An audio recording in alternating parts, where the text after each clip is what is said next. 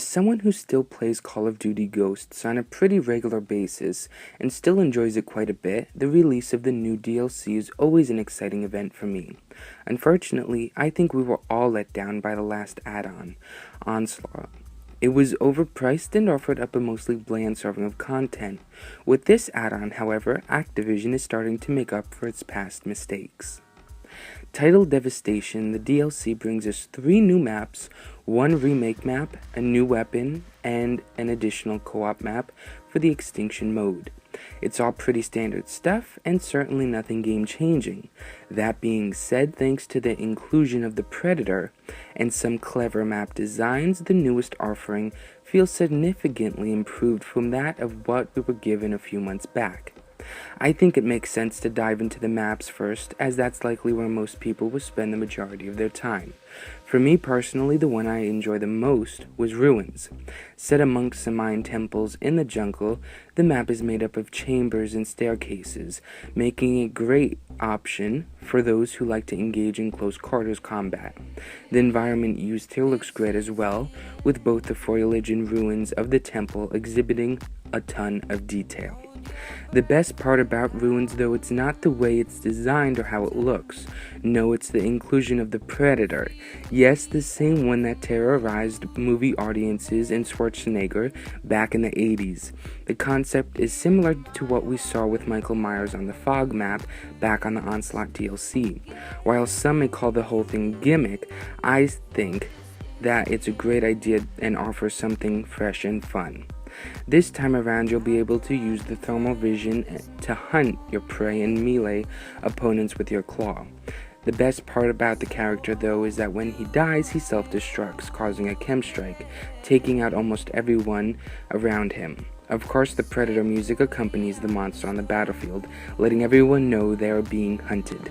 Again, some may not like the whole idea of introducing classic horror icons into Call of Duty, but I'm completely on board with it, and in my eyes, the Predator is another great addition to the game. The next map that stands out here is Unearthed, which is a remake of Modern Warfare 3's Dome, complete with underground bunkers and cranes for sniping. I found myself constantly voting for it. Sure, it's a bit small, but that just means that it makes for a more frantic battlefield, which I happen to enjoy. Also, if you know where to look, you'll run into a little nice Extinction-related surprise on this map. Collision is also a good one, a long and narrow map that takes place across a tanker that's crashed into a New York bridge. It's not the first time Call of Duty has ever tried a layout like this, but the way it rewards situation awareness when dealing with or dealing without flanking attacks shows Call of Duty at its tactical best. Plus, having an A-10 Warthog come in to strike the whole length of the map never gets old.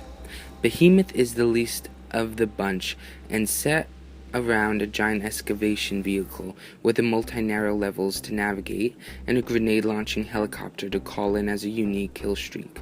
It's not a bad map, but it's too similar in design style to Collision, and in terms of construction vehicle theme, too similar to Unearthed.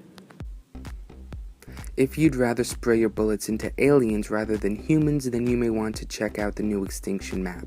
Unfortunately, it continues the boat trend, as it also takes place on a tanker.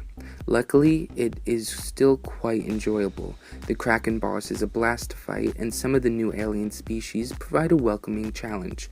It would have been nice to see them set the level somewhere aside from a tanker, but I'd be lying if I said I did not have fun with it.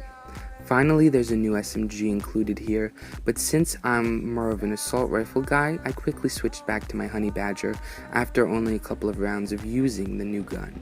It controlled well and was actually quite powerful, but like I said, I stick exclusively to assault rifles in this game.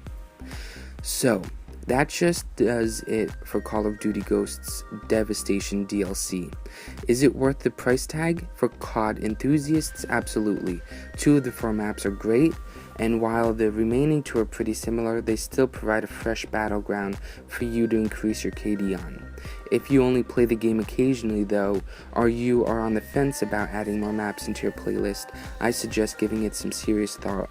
even with the wonderful inclusion of the Predator, I'm still not sure if the DLC pack is worth its hefty $15 asking price. Okay guys, I hope you enjoyed this video. Don't forget to like, comment, and subscribe if you're new. I will see you all in my next video, and enjoy.